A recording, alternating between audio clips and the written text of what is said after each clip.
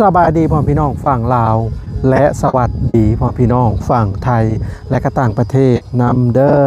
สำหรับคลิปนี้บ่าวพรก็ได้มาอยู่ที่บ้านของอ้ายแก้วอีกตามเคยนะพี่น้องซึ่งสำหรับคลิปนี้นะจะมาถามอ้ายแก้วนะพี่น้องจะมาถามเพิ่นว่าเพิ่นไปหลับห้านใดแน่เนาะซึ่งเมื่อวันก่อนทางบ่าวพรก็ได้ยินเพิ่นว่าไปหลับซองห้านนะพี่น้องอยู่ในจุดสุ่มเนาะแต่ว่ามาผัดบ่เห็นอ้ายแก้วเนาะพี่น้องจักเพิ่นไปใส่กับลูกเพิ่นรถมอเตอร์ไซค์กับบ่เห็นเนาะแล้วเพิ่นก็ล็อกกุญแจหัวเพิ่นไว้อยู่เนาะเพราะว่าเมื่อวานนี่บ่พรได้ยินเพิ่นว่าเพิ่นหาสิไปตามหาเมียเพิ่นอยู่บ้านลำเบียดเพิ่นก็ยังบ่ยอมเนาะเมื่อวันก่อนเพิ่นก็ไปบ้านพ่อตาเนาะเพิ่นก็ว่าบ่เห็นเนาะพี่น้องแล้วเพิ่นก็เลยน่าจะไปบ้านลำเบียดหั่นแหละเนาะบ่เห็นก็บ่เป็นหยังเนาะพี่น้องก็มีแต่ว่าบ่พรน่าจะเดินทางไปห้านค้าบ่อนเพิ่นไปเซ็นไว้แหละว่าเท่าใดก็สิไปใช้หนี้เพิ่นเนาะซึ่งทางไอ้แก้วนี่เพิ่นก็อุกใจเนาะพี่น้องแล้วก็เสียใจแฮงๆเนาะซึ่งมื้อที่เมียเพิ่นหนีแรกๆนะเพิ่นให้เนาะพี่น้องเพิ่นให้เลาะในตลาดจุดสุ่มเนาะให้ไปแล้วก็กินเหล้าไปเนาะพี่น้องเพิ่นอกหักนะให้เรียรอได้พี่น้องเอ้ย1 5 2มื้อ3มื้อที่4เพิ่นจึงให้ตอนนี้เพิ่นก็ยังเครียดแค้นอยู่ได้เพิ่นเครียดแค้นเรื่องที่แบบว่าเมียเพิ่นไปนี่ไปโดยที่บ่บอกเพิ่นคาใจแฮงเนาะเพิ่นว่าเพิ่นการติดต่อก็บ่โทรหาลูกหาเต้าเลยเพิ่นว่าเนาะถ้าว่าไปทำงานก็โทรติดต่อหาลูกหาเต้าก็ยังดีกว่าอยู่ใส่เนาะแล้วทั้งไอ้แก้วเพิ่นก็บอกว่าถ้าว่าไปแบบนี้ก็พอจะบอกกันดีก็ได้อย่างประมาณนี้เนาะเพิ่นก็ต้องการคำชัดเจนส่วนทางเอ้ยวันเพิ่นก็น่าจะมีเหตุผลของเพิ่นนะพี่น้องน่าจะเพิ่นเก็บกดมานานเนาะเพราะว่าอยู่น้ำไอ้แก้วก็หลายปีแล้วเนาะไอ้แก้วก็ตีเพิ่นนั่นนี่แหละเพิ่นก็เลยเก็บกดแล้วเพิ่นก็เลยไปตามที่บ่พรคิดนี่เพิ่นก็น่าจะบ่เฮิงเพิ่นก็น่าจะกลับมานะพี่น้องประมาณอยู่ภายในปีนึงหั่นแหละพอเพิ่นไปข้างหน้าเนี่ยที่เพิ่นเมื่อยไปเพิ่นก็สิกลับมาเนาะแต่ว่าเด้เพิ่นมาพอดีเนาะเอาเดี๋ยวไปหาเพิ่นเลยซะสบายดีไอ้แก้วสบายดีมาแต่ใช้ก็มาแต่ไปตามแม่เขาแม่เด็กน้อยนี้แม่โอ้บ่พรดาวบ่มีพิษนะพี่น้องเพราะว่ามื้อวันก่อนๆนะเพิ่นว่าเพิ่นสิไปตามอยู่บ้านได้นะบ้านละเบียดเป็นได้เรื่องราวถามอันในหันเขาว่าบ่เห็นบ่แม่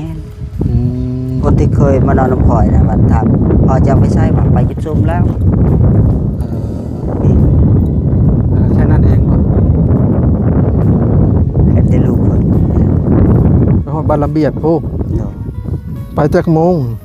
ไปแต่เสาร์นี่ผมกลับมานะพี่น้องตอนนี้ก็เป็นเวลา 3 โมงกว่า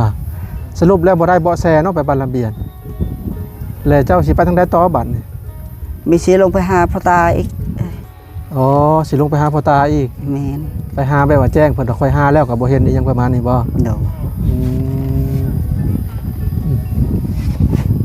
คอยขมดคมสมาร์ทหาแหละ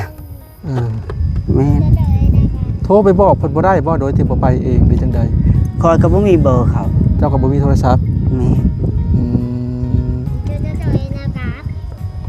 แม่ไปนี่คอยเขาจักสิว่าจังได๋เนาะเฮาคิดบ่ออกนะแม่นมีแต่เจ็บใจกับเจ็บใจตลอดเนาะเจ้ากังวลเรื่องตัวได้สายแก้วกังวลยันลูกสาวเขาเสียนี้แม่นหรือว่าจังใด1หมาไปเฮาก็บ่ได้ขอบบ่ได้บอกหยังพี่อีหยังเรื่องกันหยังก็ต้องบอกกันยังไปอันนี้แบบไปแบบฮู้ว่าเฮาผิดข้อยก็ยอมบ่ผิดเนาะก่อนเขาสิไปตะกี้แต่ก่อนก็บัดนี้ไปก่อนเกิดเหตุนั่นก็ไปแบบไม่ได้บอกไม่ได้หยังเนาะขอยกระวนเรื่องตัวนั้นเจ้าคาใจตัวนั้นเนาะโดยบอกให้เลิกสร้างหลังเขาสิไปใส่ก็ว่ากันก่อนก็สิไปหาเขายังเนาะสิบ่คิดยังมากมายหยังเขาได้คุยกับเขาเลิกกันคือมื้อนี้เนาะตอนเขาสิไปนะเขาสิเอาผัวตัวไหนก็แต่เขาเชิดบ่าแต่นี่เขาก็วนแบบโหว่าเขาผิดคอยก็ยอมผิดเนาะทุกสิ่งทุกอย่างสั้นนะแบบไปไว้นี่แบบบกคอบไผ่เลยบกคอบจักนี่เลยเมน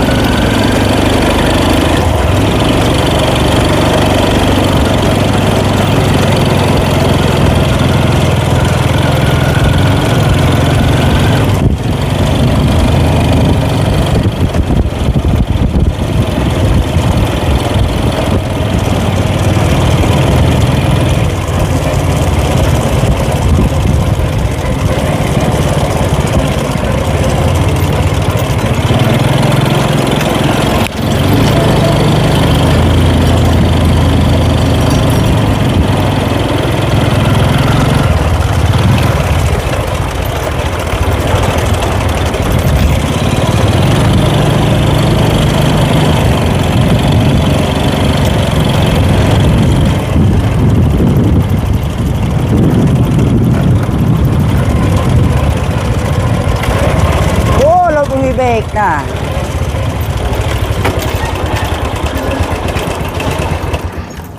นี่แหละนะพี่น้องห้านค้าที่เพิ่นมักมาเซ็น กี่ซี่ ห้านนี่บ่จะมักมาเซ็นนะ โดย ส่วนไรห้านนี่กับห้านนั้นตัวได้มักมาเซ็นหลายกว่ากันห้านนี่หลายกว่า แมน เฮ็ดได้จังมักมาเซ็นห้านเพิ่นหลายกว่าเรื่องการ ก็ ค้า มีเครื่องคองมันหลายเรื่องกัน เออ ทางอันนั้นก็ญาติพี่น้องแน่กี่ซี่ มื้อนี้เพิ่นรับซื้อขี้ซีนํบ่ แมน โลเท่าไดขี้ซี ปกเป็ด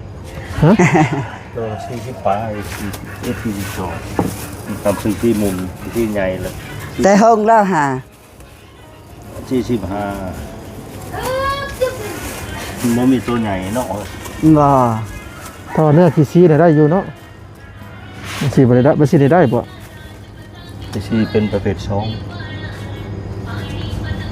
ถ้าไปสิสิแพงเนาะขี้ซีไอ้ต้อยนี่เนาะรู้ว่าจังได๋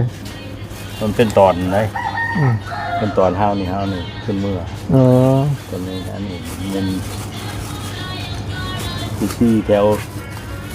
โอ้แทบเห่าเขาคนหาหลายเนาะ แถวดงคุณนะแมน อันนี้มันมีแบบนี้ ใช้บินเพิ่นว่าเพิ่นรับเท่าใดนะห้านเจ้าเออ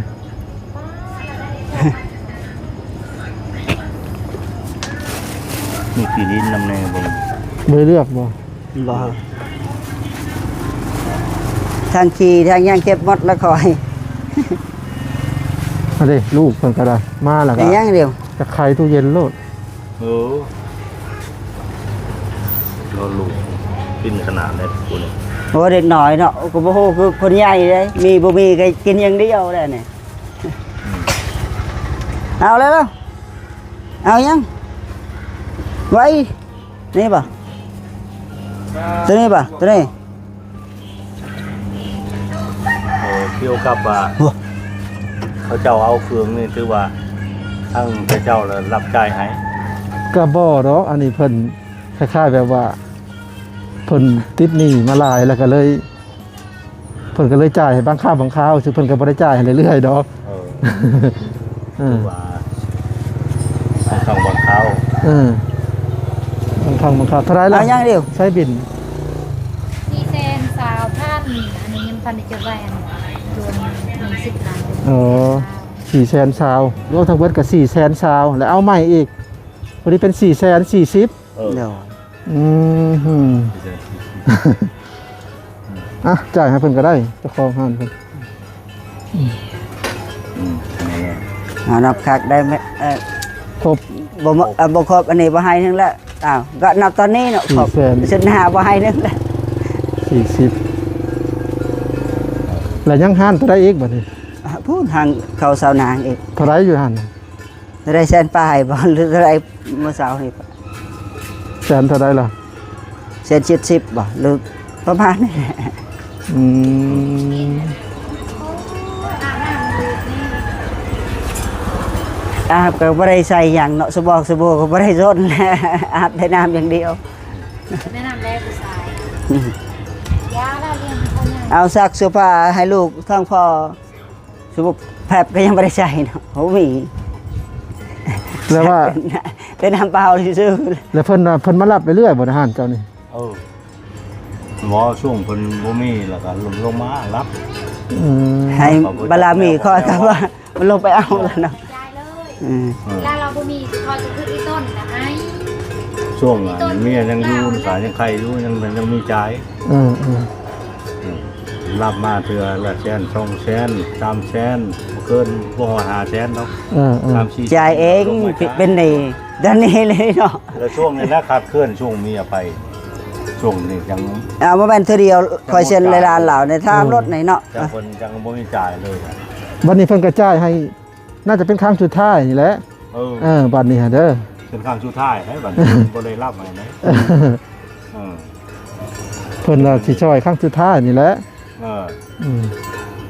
ขอหามนะคนบริจาคให้อีก 440,000เนาะ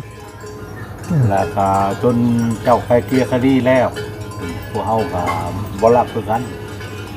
เพราะว่าย่านมันยาก แม่นคอยก็บ่เอาแล้วคอยบ่มี การขาย แม่นแล้ว จะคอยกับไปรับนั้นรับนี้มาขายได้กับไปจ่ายให้เพิ่นสมมุติว่า เจ้าก็ขายดีอยู่บ่ล่ะ ก็ขายไปในนี่แล้วขายหน่อยเนาะ ขืดเนาะ มันเป็นช่วงนี้มันบ่ค่อยได้ขายไปได้เนาะ อืม ช่วงยามฝนเช้าก็บ่มีทุนคือกันบ่มีทุนรับหมูน้ำมุงร้านอาหารใหญ่มาขายไปไป อืมขายก็บ่ซ้ำห้านสู่เวียดบ่ได้เนาะคิดว่า เดี๋ยวเขาก็หัดนะเบิ่งคน ก็ราคากับเป้าปานกัน บ่ปานกันบ่ พอเฮาไปเอาราคายกน้ำเพิ่นมาขายหน่อย อ๋ ขาย อ ไปกัน เอาขายย่อยเอาเนาะ มาขายหน่อยเอารับน้ำเพิ่นก็เป็นโลเอามาวัดโจกออกมาขายเป็นอัน อืม มันก็ได้กินน้อยหนึงมันเป็นจังซั่น ใส่หม้อหยุกคือกันบ่เฮือนเจ้าว่า อ่ะ ใส่หม้อหยุกคือกันบ่ บ่ใส่ ไฟแห้งอยู่เนาะ ไปแห้ง เจอทวีเงี้ยได้น่ะ เอาโอเคเนาะพี่น้อง ถ้ากระตือดอกบ่ ใส่นี่เรียบร้อยห้านที่หนึงเนาะ เดี๋ยวบ่อาการบ่มอกันน่ะ คือว่าลาบไผ่ครับกำมังแบบ บ่มอหลังละตารมอ สู่ข้าวเลย ดาบ่ไม่อัดหนุ ไป ไปเดี๋ยวไปเมื่อ เลยหาคุมตัวเองได้บัด ติดดูกี่สิก่อนอะไร จะไปจ่ายมากกว่าจังหวะที่เอามาจะทำให้เปลี่ยน ไปเลยไงปะว้าเดี๋ยวต้องทำเสร็จเจาะน้องไปฮะบ่า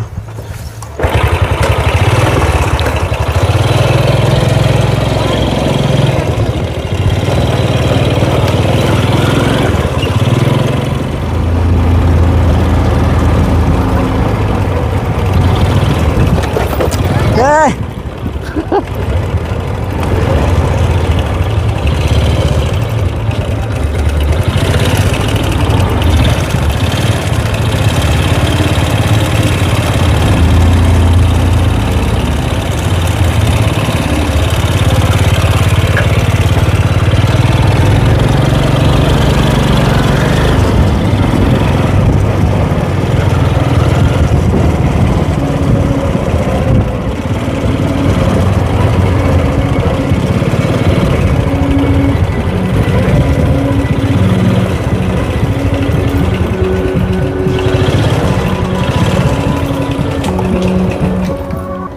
เอาพี่น้องเลยมาห้านที่สองเนาะเท่าไรก็ไอ้แก้ว 172 172 นี่ โธ่เนาะนับเบิ่งดู